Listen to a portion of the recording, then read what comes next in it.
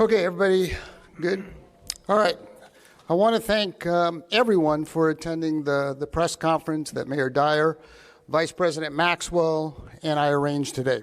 We are joined by Assemblyman Jim Patterson, Board Chairman Brian Pacheco, Buddy Mendez, Steve Brandow, representatives from Sal Quintero's office, Chancellor Dr. Carol Goldsmith, Mike Prandini of the Building Industry Association, and many members of the business community. Obviously, you see them behind me. Unfortunately, Vice President Maxwell was unable to be here today due to a prior commitment where he had to be out of town, but wanted me to express his full support today for what we're doing.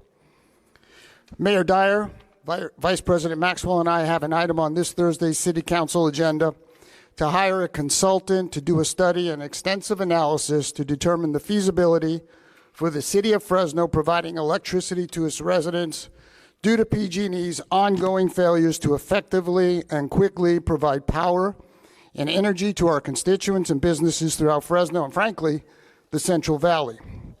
Now, the problems with PG&E are not new. Many of our citizens feel they are being gouged by rates that continue to rise and with service that continues to be extremely poor.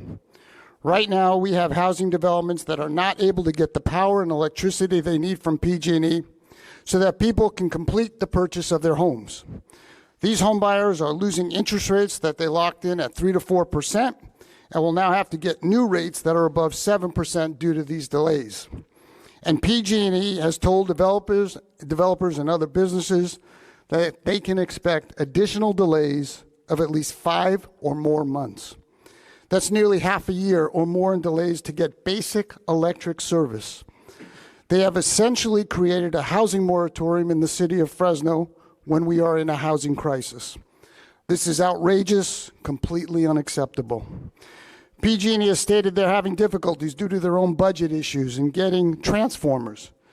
Yet their budget issues have not stopped them from donating millions of dollars to politicians.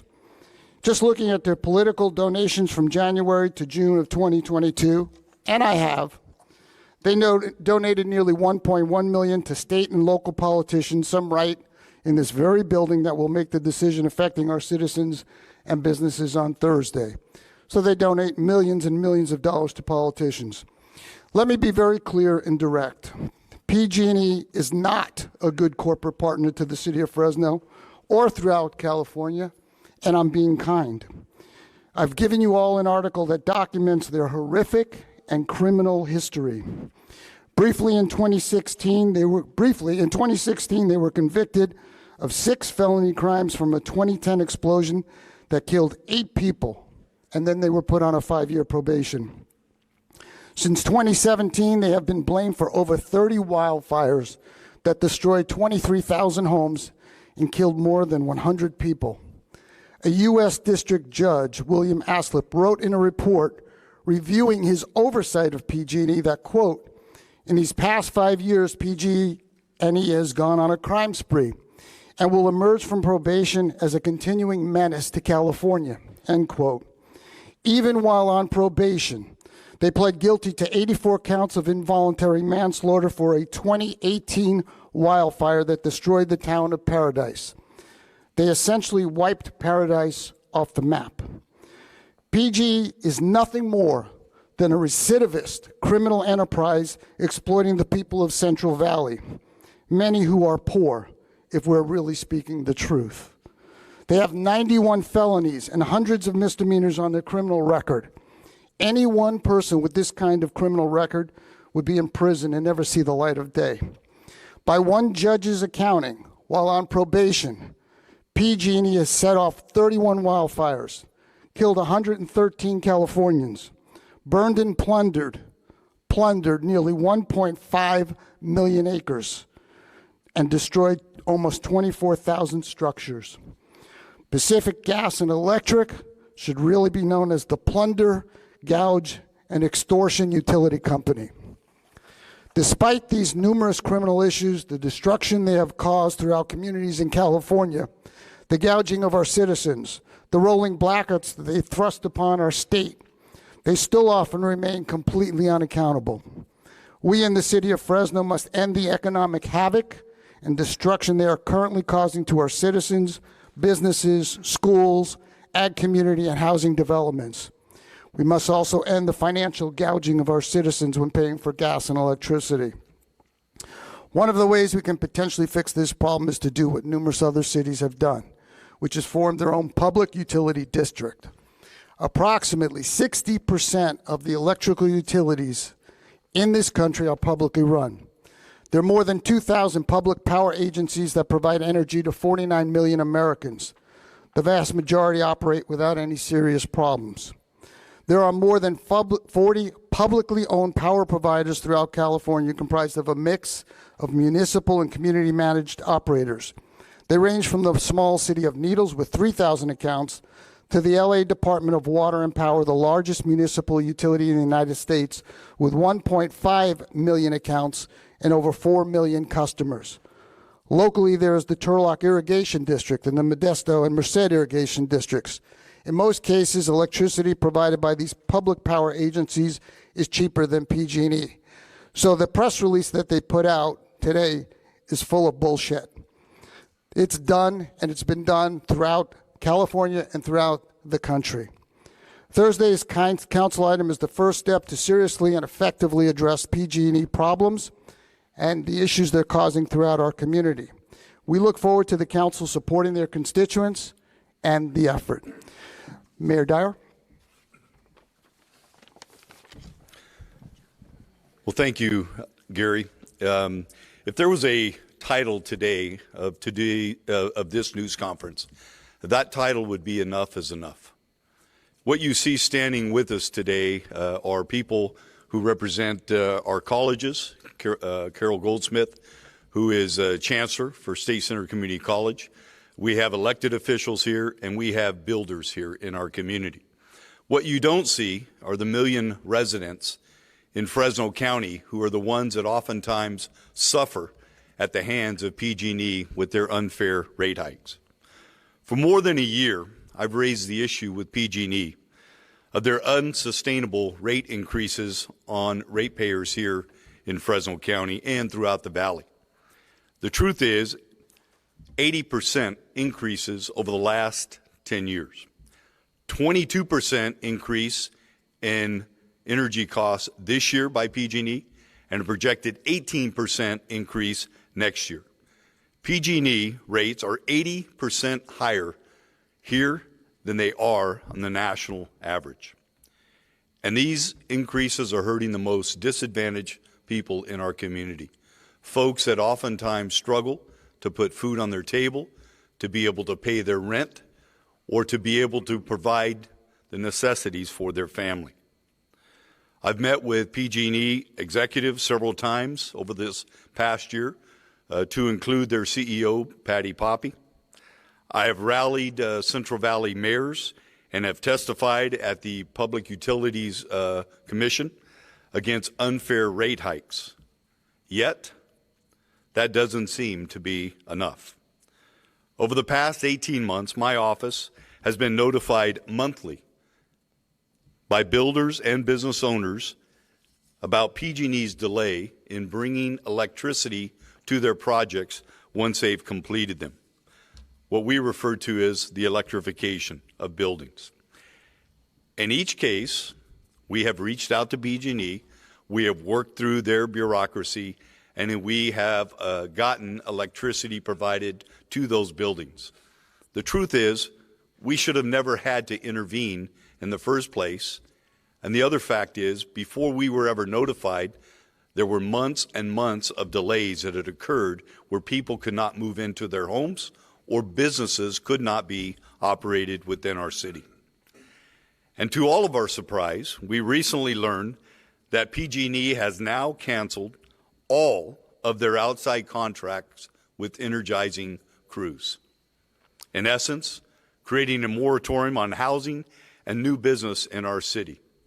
And this is in the midst of a housing crisis that we have right here, not just in the city of Fresno, but throughout California, where we have people that cannot find places to live. And what's the end result? Ultimately, we have more people forced to the streets of Fresno. This is the time when we need expedited housing, not intentional slowing of housing in our community. PG&E's failure to energize local building projects is hurting city homebuyers, taxpayers, and business owners. In short, PG&E is single-handedly destroying our local economy. PG&E customers, to include the city of Fresno, have completely lost confidence with our only gas and electricity supplier. That is PG&E, and that is called a monopoly. And we are the ones suffering as a result of that monopoly because we have nowhere else to turn, or do we? And our answer is we can turn right here. You know, the city of Fresno is also a utility provider. We provide sanitation, we provide water, and we provide sewer. And perhaps it's time we provide electricity so that we can definitely determine whether or not we energize our local businesses and home buyers. At this critical juncture, I feel that the city has no choice but to explore all options as to how electricity is supplied to our residents and businesses. That is the purpose of this Thursday's council item, requesting the council to approve the hiring of a consultant as the first step. I'm happy to see that the county is partnering with us. I do believe that when we are unified in our efforts and we have one voice, we have a much better outcome. And so I'm glad to see Brian Pacheco here and Steve Brandow and Buddy Mendez, and I know there's full support also from the other Board of Supervisors. I will say this past Friday I had the opportunity to meet with CEO Patty Poppe in Bakersfield at the Economic Summit, and we did have a very cordial conversation, and she did reach out to me after receiving a letter that I had sent to her in the last week or so regarding the fact that they had canceled all of these energizing crew contracts. She was very attentive. She understood the issue at hand, as she has in the past with rate increases, and I have pledged that we would work with her, with PG&E, through our consultant, as we explore all options to being able to provide electricity to our customers here in Fresno. But the simple fact is, I do not, as the mayor of this city, want to be pacified or placated by conversations that I have with PG&E executives. It's time for action. And I'm well aware of PG&E's financial situation caused by a variety of reasons, to include mismanagement of PG&E over the years. But I don't believe that the people of Fresno should be the ones suffering as a result of the mismanagement of PG&E for decades. And so, again, I pledge to work with PG&E to come up with some immediate solutions to energizing our projects in Fresno, as well as a long-term plan that will allow us to have sustainable energy rates, as well as the energizing of our projects in Fresno. Ms. Poppe is well aware of this press conference today. In fact, they sent out a news release earlier today explaining why what we're doing won't work. And to me, that's the first thing that a monopoly does, because that's how they became a monopoly. They want to be the only game in town. And when that happens, the people suffer because there's no competition. And when there's no competition, the rates can go as high as they want, and that company can do exactly what they want. And they've done that for many, many years. So I look forward to the council vote on Thursday, to the hiring of a consultant, to the partnering with the county, and to making sure that we are able to provide the best energy provider to the people of Fresno. Thank you. Thank you, Mayor. Next to speak will be Assemblyman Jim Patterson.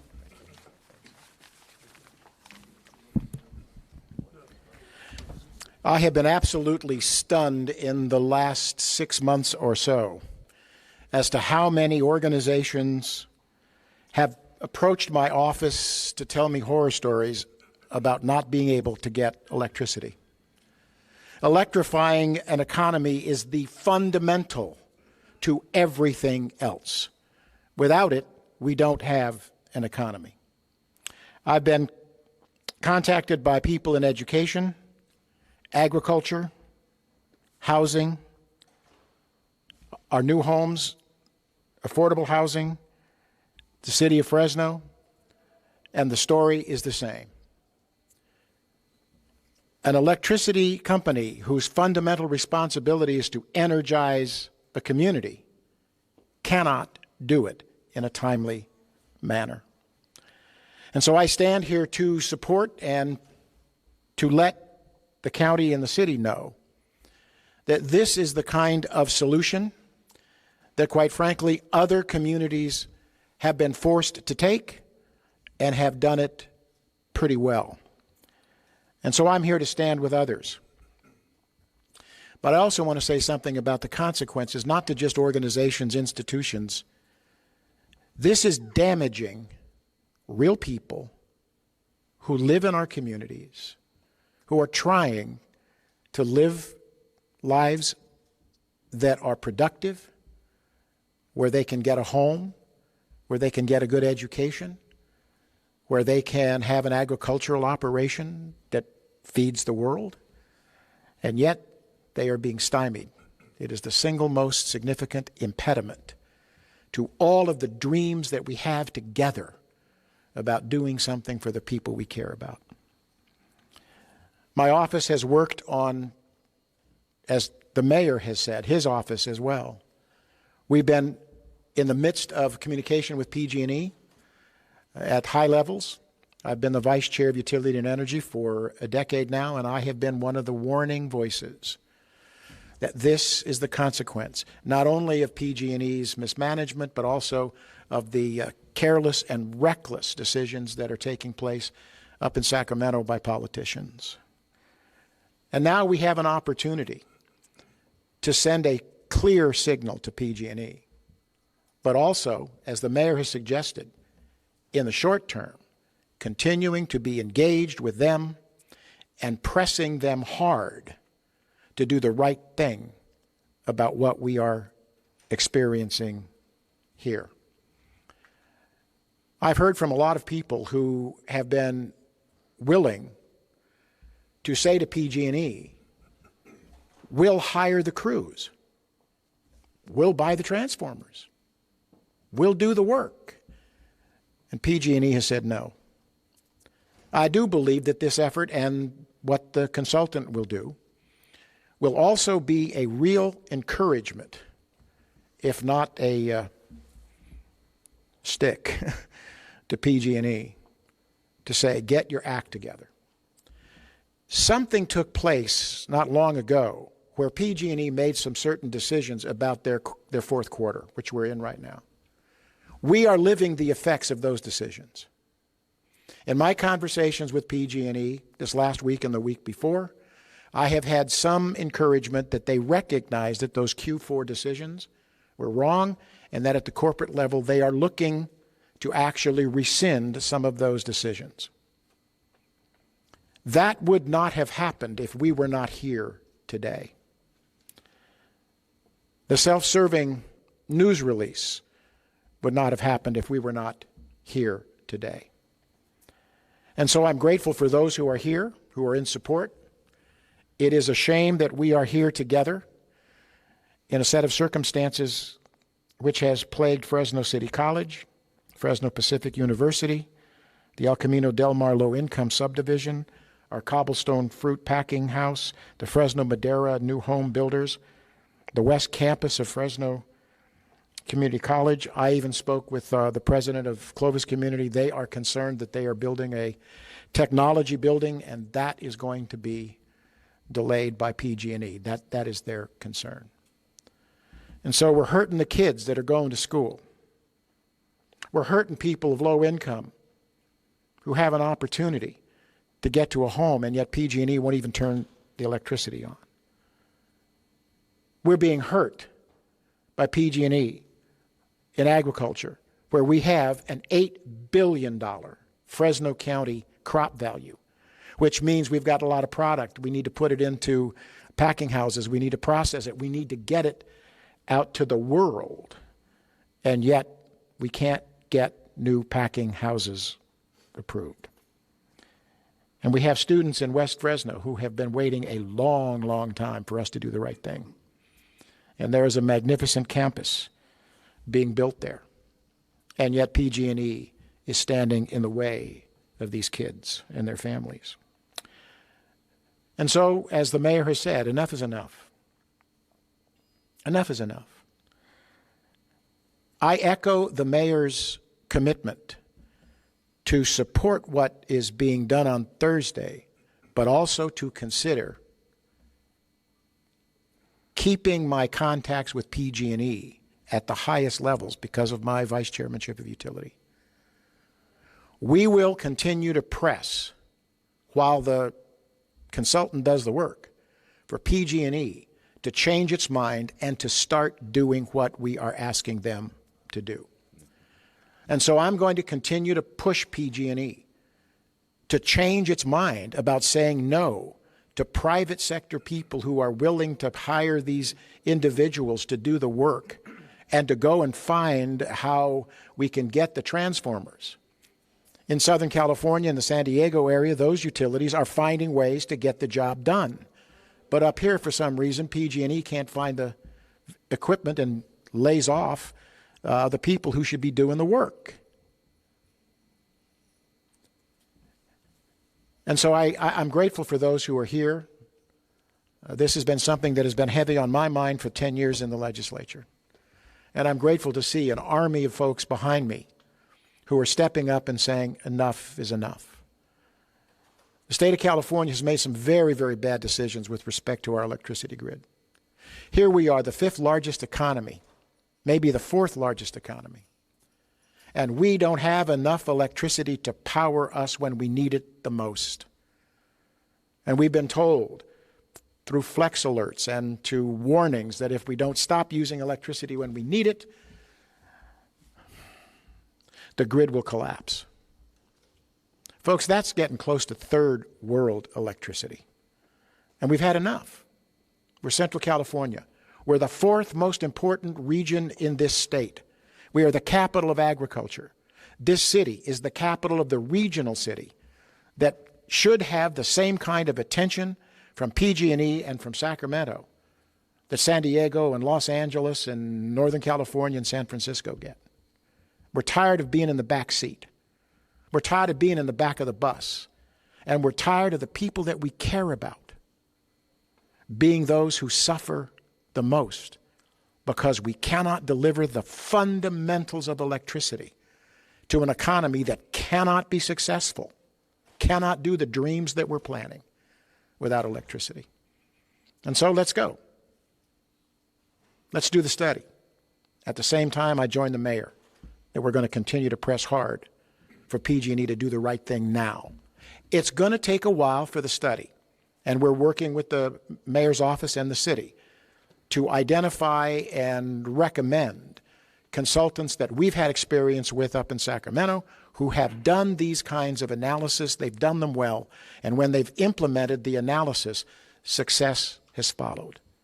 But at the same time, right now, we need PG&E to change course, to change its mind, stop turning off the electricity, and start turning it back on. People need it, and they need it now. I'm really pleased that the Board of Supervisors, most of them are here.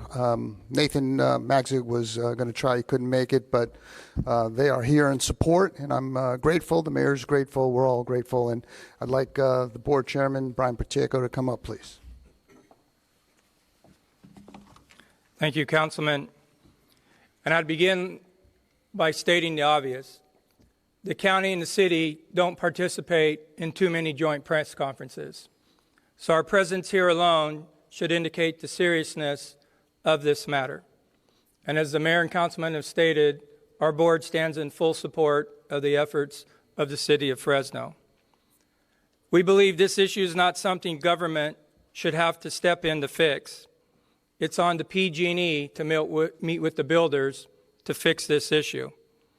But this issue affects our residents, people who are making a lifelong commitment to live in our region. As stated, new homeowners can't wait 5 months to get power to their homes. They're losing their interest rates because they're not energizing the homes. As stated earlier, we're in a housing crisis, not just in the city of Fresno, but countywide. And this is affecting all of our residents, especially those in our disadvantaged communities, with the delays as well as the rate hikes. And again, I want to state, this is not just a housing crisis. This affects industries vastly throughout our county. Our agricultural community, we are one of the top in the state of California and the nation. And our companies that are trying to expand, trying to add new facilities, are being held up, and we are not able to process our crops, and we're in the midst of harvest season. We know other utilities are managing this situation without such a long wait elsewhere in the state, so we don't believe this is a result of the pandemic or any industry shortage. It's simply a management issue of PG&E, and it needs to be addressed. I call on PG&E and the building industry to find common ground so our new homeowners can be in their new homes for the holidays. And on behalf of the Board of the Fresno County Supervisors, again, we extend our full support to find solutions to these problems. Thank you, Chairman. And as we've talked about, this has impacted lots of people, real people, some of them standing behind me, and many people not here, but one today it does impact is Chancellor Carol Goldsmith, and she's going to speak now. Thank you, Council Member. Miscommunication, mismanagement, and the failure to energize our projects, whether they're education projects, new homes being built, or agriculture. Their failure, PG&E's failure to energize, has galvanized us. For far too long, Fresno and Madera County residents pay the highest rates in the state, and yet we get the lowest service in the state. When I talk to other college presidents and chancellors up and down this state, they do not face the same type of delays, stall tactics, and miscommunication that our projects have been facing over the last several years. The mayor's right. Enough is enough. Our students deserve better, our families deserve better, and we as a community deserve better. We pay some of the highest rates in the state. It is time that PG&E pay attention not only to the home builders and the families who are trying to achieve the American dream, but to over 60,000 students who are trying to better their lives through education. The voters of this area have unanimous, almost over 60% said, yes, we want to build new facilities. And yet their delays continue to cause not only delays, but increased cost, and that's not acceptable. PG&E must come to the table and have deliverable actions. I believe they can do it. It's a matter of priorities. It is time that the Fresno-Madera region become a priority of PG&E. Enough's enough. Thank you, Dr. Goldsmith. Next will be Mike Prandini of the Building Industry Association. Thank you, Councilman. The home builders have been experiencing for some time delays of up to 18 months for delivery of the transformers. And then in addition to that, after the transformers arrive, they have up to a 5-month delay to provide power to the subdivision. The failures of the utility to improve its delivery services have delayed completion of much needed housing, driven up the cost of housing, slowed the property tax revenue since those houses don't close. They don't get any increased property taxes from them. They also take away the potential home buyers' ability to buy a home because of the rate lock loss after such an extended period of time waiting for the house to be energized. And so these people, some of these people have already sold their homes, given notice to their apartments, and are now stranded and looking for a place to call home. And during all this time, the builders have offered to pay additional costs incurred by PG&E to hire these third-party contractors to do the work that their crews cannot get completed on time. But the PG&E has indicated that they can't do this, and they're not able to allow the builders to provide that monetary reimbursement either directly to these third parties or to PG&E. And without these changes that PG&E should be making to provide better service, more quicker service to eliminate these delays, the home buyers, local governments, and members of the general public will all suffer losses. And we fully support the city's efforts to try to solve this problem by looking at alternatives to the supply of energy. Thank you. Well, we appreciate everyone being here. Thursday is a big day for us to move forward. The press release that PG&E, the plunder, gouge, and extortion company is full of nonsense and lies. It's done all over the place throughout the country and in California. We don't have to reinvent the wheel. But we are here, all of us, to answer any questions that you might have, so please feel free. Go ahead.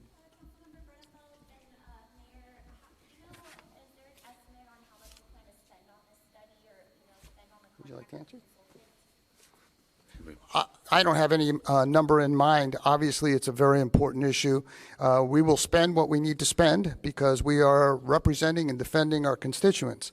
And as you've heard from all of these elected officials, as well as our local leaders, this is untenable. It's something that cannot continue anymore, and we will take this very seriously and move forward, whatever it costs to resolve this issue and provide better, quicker, more efficient service to our business community and our constituents so they're not gouged, they can move forward business, they can open up schools, and we can do what we're supposed to do. Mayor. Yeah. Yes, it is a cost, but I look at it more as an investment in our local community.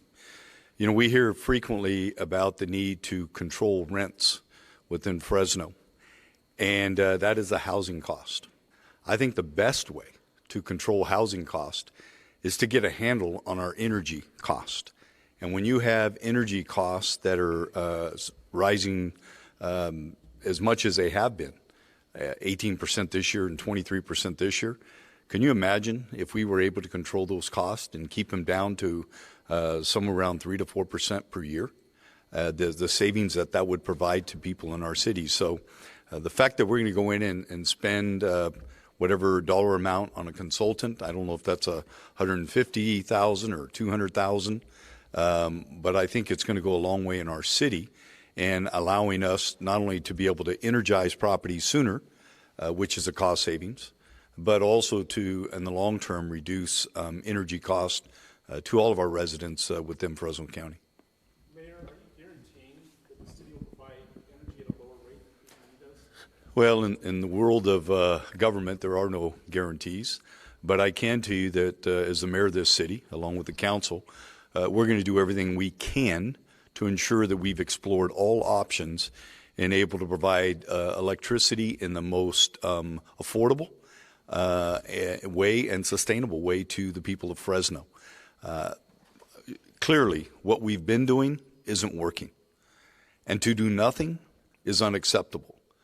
To do what we're doing, I believe, is what the people of Fresno expect its government officials to do, and that is to explore other options of delivering a better service to the people of Fresno in the long term.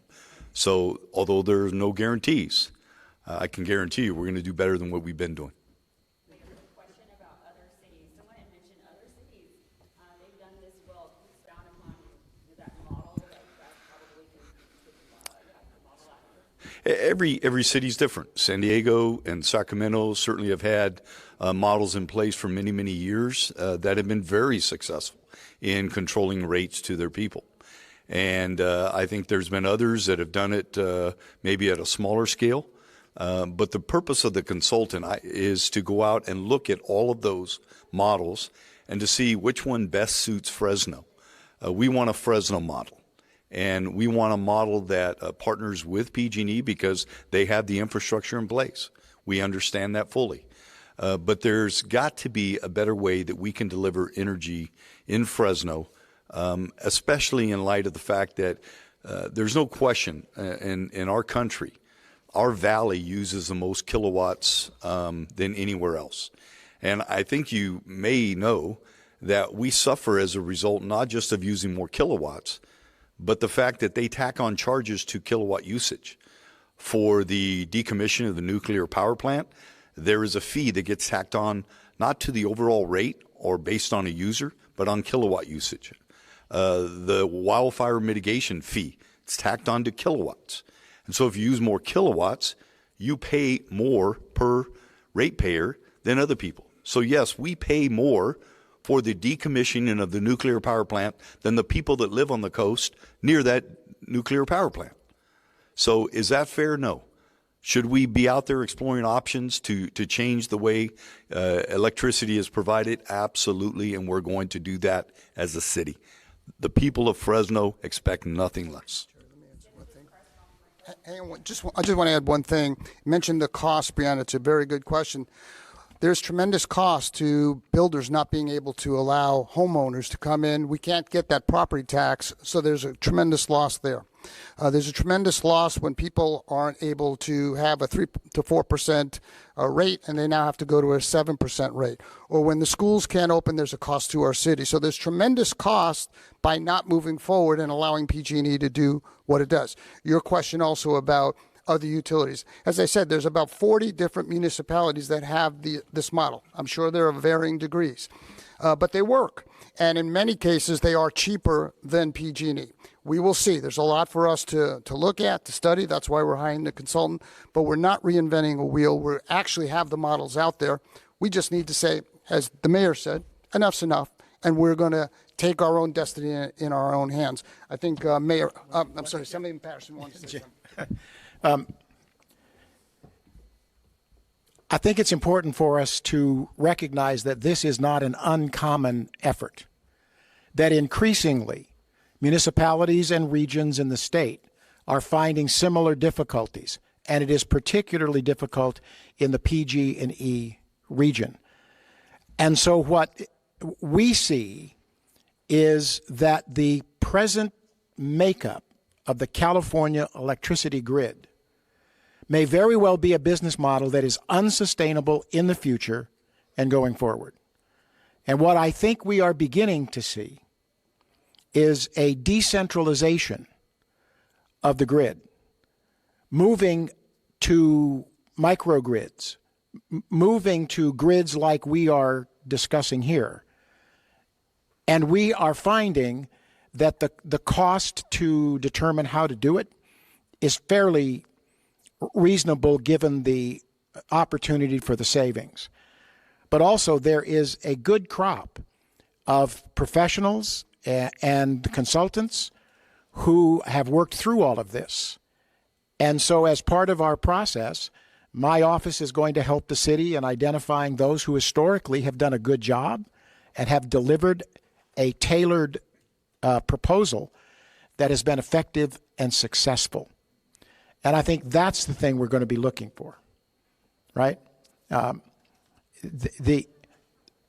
Having a grid that is essentially made up of maybe 3 or 4 large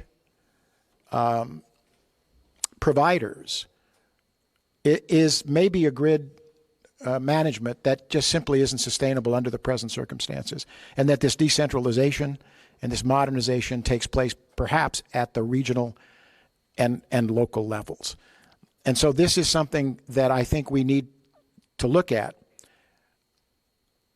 The importance of doing the analysis with expert individuals and paying a fair market value for it is the best insurance policy that the decision we make will be the best one. Other questions? Councilman, Yeah. you've been known for a voice against expansion of government. So given that, do you trust the city to be able to provide the service? I trust the city much more than I trust a recidivist criminal enterprise like PG&E. I can assure you we're not going to kill anybody. We're not going to start wildfires, and nobody's going to die. So PG&E is what they are. Let's call them for what they are. Nobody has really ever held accountable. None of their CEOs have been put in jail. All they do is pay small fines and then commit more wildfires and more crimes. I can assure you the city of Fresno will not do that and will do a much better job than what they do. And then from a technical perspective, how does this work?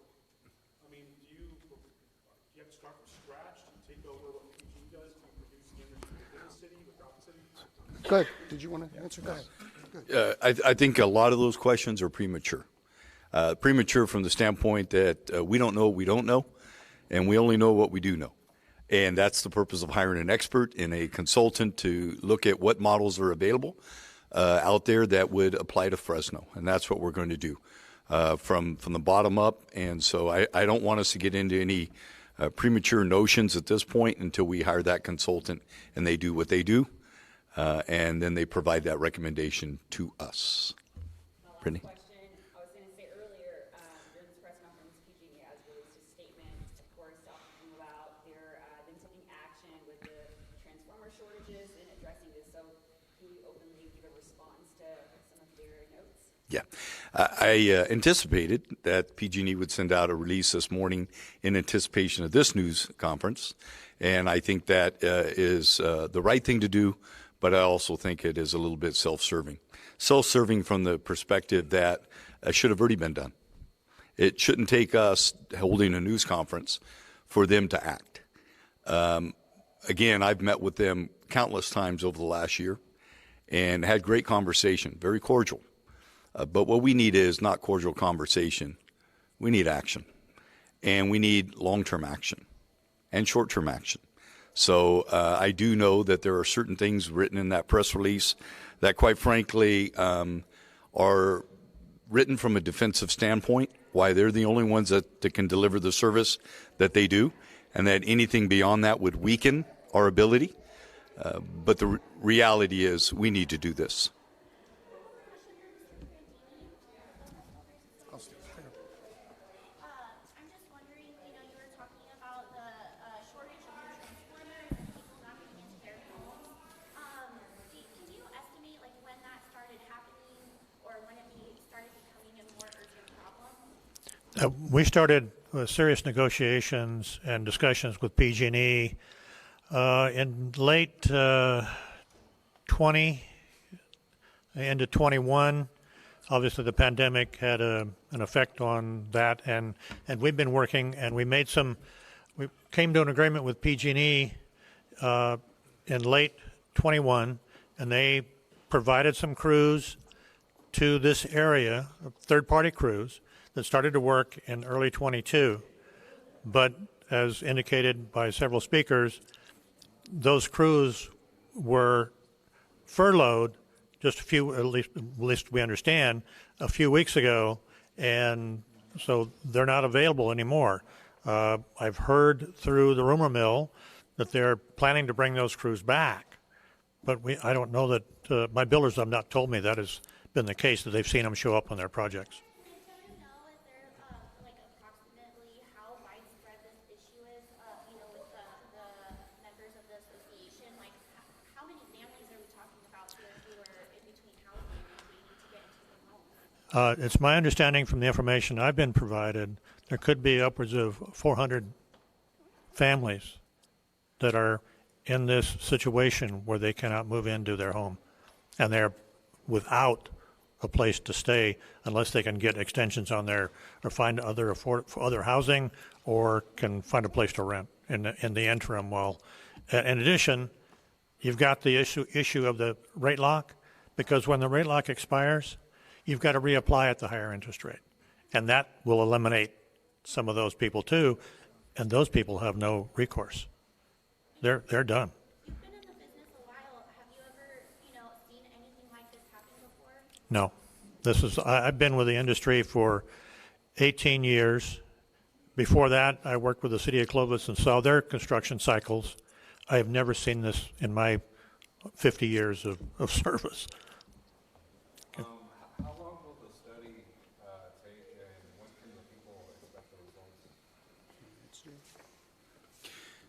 Well, the first step is getting it passed through council this week and then identifying the consultant. I don't believe that that's going to be too challenging. We do know that there are folks out there currently that do these studies. And then we'll see how long that takes. It could take 120 days to get that done. That would be our hope, that it would not take any longer than that, but it could take longer. But the main thing is we have one opportunity to get it done right, and we're going to make sure we take the time to do it right. And I do want to add one thing.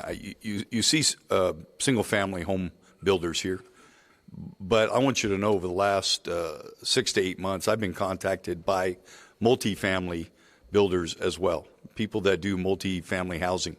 Multifamily housing that is for people to move in at affordable rates, affordable housing builders. They too are impacted by this. Again, this impacts all of us, our entire economy here in Fresno. So with that, I appreciate everything. Thank you guys very much. Yeah. Did you have another question?